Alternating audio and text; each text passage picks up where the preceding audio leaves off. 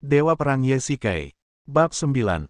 Yesikai mengobrol dengan gadis itu sebentar dan mengetahui bahwa nama gadis itu adalah Han Ruoyao, dan dia adalah seorang mahasiswa di Universitas Yanjing. Yesikai sedikit terkejut. Sebagai lembaga pendidikan tertinggi di negara ini, Universitas Yanjing selalu dikenal karena gaya akademisnya yang ketat. Su Qingyu lulus dari Universitas Yanjing, dan gadis di depannya juga seorang mahasiswa Universitas Yanjing. Melihat tatapan curiga Yesikai, Han Ruoyao sedikit tidak puas. Benarkah, Paman, aku tidak berbohong padamu, aku benar-benar mahasiswa Universitas Yanjing. Jika kamu tidak percaya padaku, aku akan mengajakmu ke universitas untuk bermain lain kali.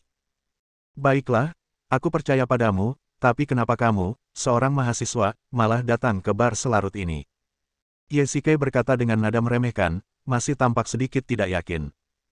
Melihat ekspresi Yesikai, Han Ruoyao berkata sambil tersenyum kecut, mengapa paman itu datang ke sini larut malam? Yesikai terbatuk 2 kali, berpura-pura sangat pengertian, dan berkata dengan sungguh-sungguh, Yao Yao, jika kamu tidak pulang terlambat, orang tuamu akan khawatir. Baiklah, paman, mengapa paman bertele-tele sekali? Han Ruoyao berkata dengan tidak senang dan melirik Yesikai di sampingnya. Paman, kenapa kamu tidak pulang saja? Kamu minum terlalu banyak. Apakah kamu putus cinta atau ada sesuatu yang mengganggu pikiranmu? Yesikai tercengang. Gadis ini hanyalah setan kecil. Namun, ini membuat Yesikai teringat Su Qingyu lagi. Wajahnya menjadi sedikit berat. Sudah sangat larut. Haruskah dia kembali? Keduanya tidak memiliki dasar emosional. Mereka hidup bersama karena kontrak pernikahan. Apakah ini sungguh baik-baik saja? Yesikai tersenyum pahit dan berdiri. Sudah malam. Aku ingin kembali. Baiklah, paman, di mana paman tinggal? Aku akan mengantarmu ke sana. Han Ruoyao juga berdiri. Entah kenapa, Han Ruoyao merasa Yesikai berbeda dari pria lainnya. Dia merasa aman dan dekat dengannya. Dia tidak tahu berapa banyak laki-laki yang mengejarnya di perguruan tinggi, tetapi tidak ada satupun dari mereka yang memandang rendah dirinya. Saat menghadapi Yesikai, dia tentu ingin dekat dengannya.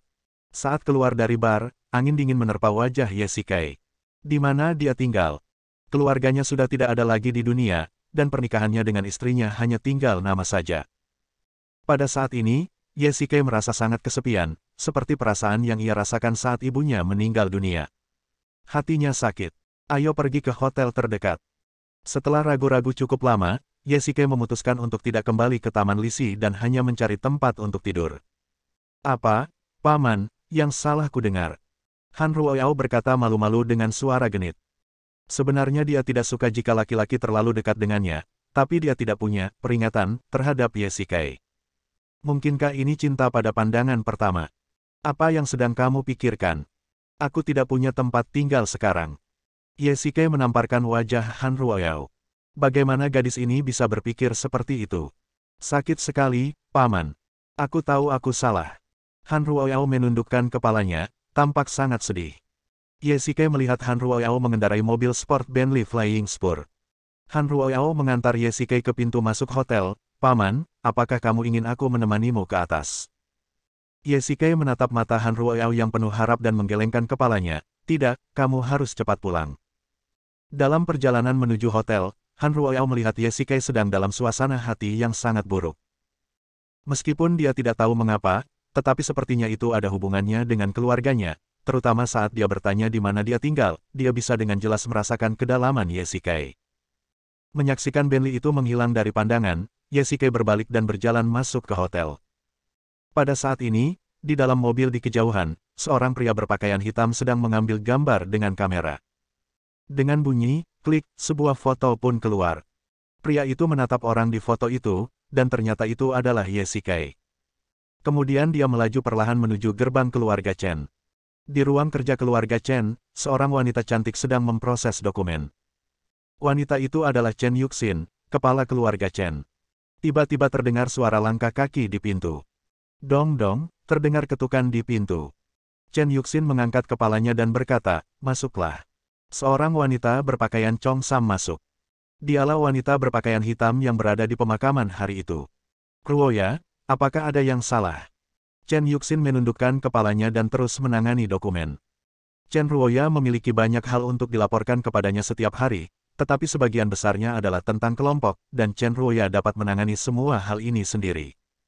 Laporkan ke kepala keluarga, ada berita di sana. Mendengar ini, pena di tangan Chen Yuxin tiba-tiba berhenti. Dia segera mengangkat kepalanya, wajahnya penuh keterkejutan. Wanita Chongsam itu dengan hormat menyerahkan foto kepada Chen Yuxin. Melihat Ye Shikai di foto, tangan Chen Yuxin gemetar karena kegembiraan. Benarkah, kamu benar-benar kembali? Guru, kami baru saja menyelidikinya dan sekarang dia bekerja di Tianya Group. Grup Tianya Su Qingyu, Chen Yuxin, seperti Su Qingyu, juga merupakan salah satu dari 4 wanita cantik di Yanjing, jadi dia tidak asing dengan Su Qingyu. Chen Yuxin menatap Ye Shikai di foto itu dengan kelembutan tak terhingga di matanya. Chen Yuxin perlahan berjalan ke ambang jendela, menatap langit malam, dan bergumam, sepertinya kita harus mulai dengan Tianya Group terlebih dahulu. Di Taman Lisi, Su Qingyu selesai memproses dokumen terakhir, menuruni tangga ke lantai pertama, dan melihat aula kosong, merasa sedikit kecewa. Hari sudah larut malam, tetapi Ye Shikai belum kembali ke rumah. Dia menerima telepon dari Anlan sore ini dan mengetahui bahwa Ye Shikai telah meninggalkan perusahaan dan tidak tahu kemana dia pergi. Awalnya dia tidak terlalu peduli, tetapi sekarang sudah larut malam dan Ye Shikai belum kembali, yang membuat Su Qingyu sedikit khawatir. Dia meneleponnya tetapi teleponnya dimatikan. Su Qingyu duduk di sofa, merasakan sedikit kosong di hatinya. Apakah dia bertindak terlalu jauh? Dia ingin meminta maaf kepada Ye Shikai, tetapi tenggorokannya seperti tersumbat dan dia tidak bisa berbicara. Dia merasa sangat gugup. Ding ling ling. Su Qingyu mengangkat telepon dan melihat bahwa itu adalah panggilan Su Pengsan. Su Qingyu sangat gugup. Bagaimana dia harus menjelaskan kepada ayahnya ketika Ye Shikai meninggalkan rumah? Halo ayah. Hei, Xiao Yu, apakah kalian sudah tidur? Saya mendengar suara ayah saya. Belum, ayah. Ada yang salah. Bagaimana hubunganmu dengan Shikai akhir-akhir ini? Berikan dia nomor teleponmu dan aku akan bicara dengannya. Benar saja, hal yang paling aku khawatirkan terjadi. Su Qingyu sangat gugup, tetapi tidak mungkin menyembunyikannya dari Su Pengsan. Ayah, dia dan aku punya konflik, dan dia tidak ada di rumah sekarang. Ada keheningan di ujung telepon selama lebih dari 10 detik. Xiao Yu, katakan yang sebenarnya. Apakah kamu membuat Shikai marah? Su Qingyu tidak menjawab, yang dianggap sebagai persetujuan diam-diam. Xiao Yu, apakah kamu juga berbicara dengan Shikai dengan nada seorang presiden? Xiao Yu, kau benar-benar mengecewakanku. Shikai adalah suamimu, bukan karyawanmu. Bagaimana kau bisa berbicara seperti itu padanya? Setidaknya kau harus mempertimbangkan perasaannya. Tapi ayah. Sebelum Su Qingyu sempat menyelesaikan kalimatnya, Su Pengsan berkata, tidak ada tapi. Aku akan datang ke rumahmu untuk menemuimu besok. Setelah itu, Su Pengsan menutup telepon. Bab 10. Ye Shikai di hotel duduk di tempat tidur sendirian setelah mandi, mengaktifkan kekuatan internal yang mengalir di meridiannya untuk menguapkan sisa alkohol di tubuhnya. Gelombang kabut putih naik dari kulitnya. Ye Shikai merasa sedikit gelisah. Tepat saat dia sedang memberi pelajaran pada gangster itu, energi yang tidak dapat dijelaskan dalam tubuhnya hendak meledak. Bahkan sedikit fluktuasi membuat Ye Shikai sangat gugup. Ini bukan Afrika, tapi Cina, sebuah kota besar. Jika penyakit yang disebabkan oleh setan itu mewabah, akibatnya akan sangat buruk. Suatu ketika sedang berperang di padang pasir Afrika, penyakit cinta setan pun mewabah. Dalam sekejap, pasir kuning memenuhi langit, dan akhirnya membentuk badai pasir. Pada akhirnya, banyak penguasa istana Hades mengambil tindakan bersama, menggunakan kekuatan internal mereka untuk menekan energi dalam tubuh Ye Shikai. Sejak saat itu, Ye Shikai jarang mengambil tindakan sendiri, jadi dia jarang tinggal di istana Hades dan keberadaannya tidak pasti. Ye Shikai membiarkan kekuatan internalnya mengalir dalam tubuhnya, menyilangkan kakinya dan mulai berlatih.